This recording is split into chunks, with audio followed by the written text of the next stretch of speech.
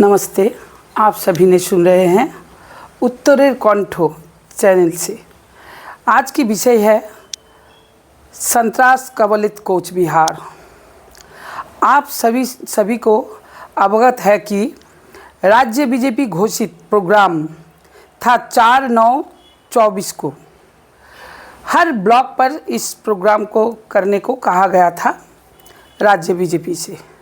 उसी मुताबिक Mathabhanga block coach Bihar से भी नेता कर्मियों ने डेपुटेशन देने को ऑफिस में गए, ब्लॉक ऑफिस में।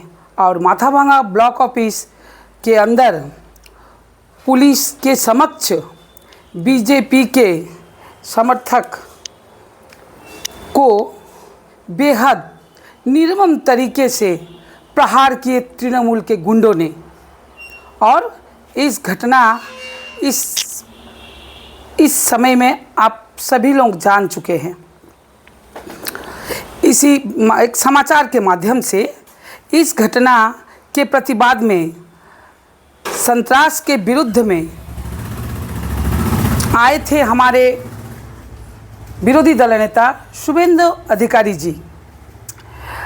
आप सभी को याद है कि 21 के वोट के बाद कोच बिहार में जो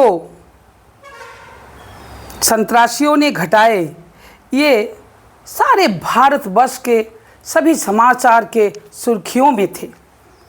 और यहाँ के जनगण भीत संत्रस्त होकर हमारे बगल के राज्य आसाम के कैंप में आश्रय लिए।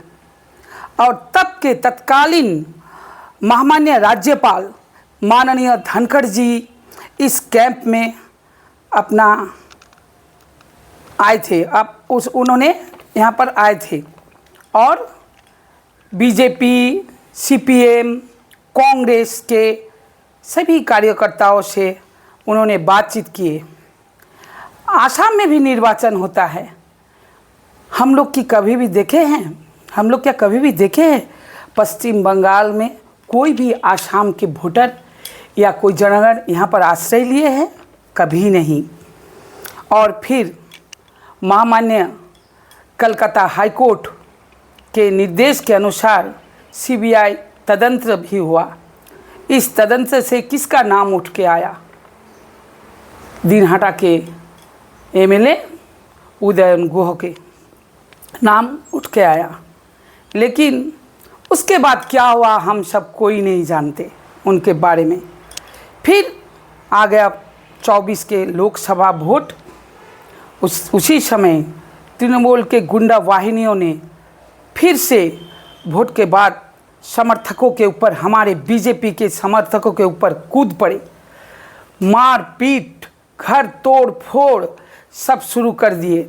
हमारे कोच बिहार जिले के कृषि निर्भर कोच बिहार जिला का इलाका है। और तृणमूली गुंडों ने वाहिनियों ने किसान के ऊपर धर्मघट, बॉयकॉट, चंदाबाजी शुरू कर दिए। फलस्वरूप अनेक किसान भाइयों ने अपने ज़मीन पर धान नहीं उगा पाए। इस बार क्या हुआ परिणति हम सब इस पर देखेंगे।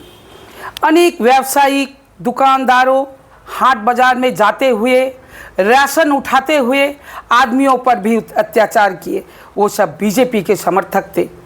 और अतःपर बीजेपी निर्वाचित पंचायत प्रधान लोगों को भी जोरपूर्वक अपहरण कर ले गए।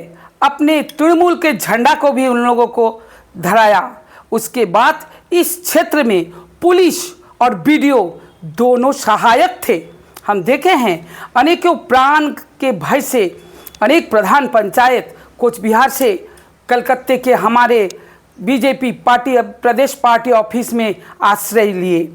इसके बाद हम देखे माथाभांगा में एक संख्यालघु नारी को किस तरह निर्वस्त्र करके माइलों दौड़ाए।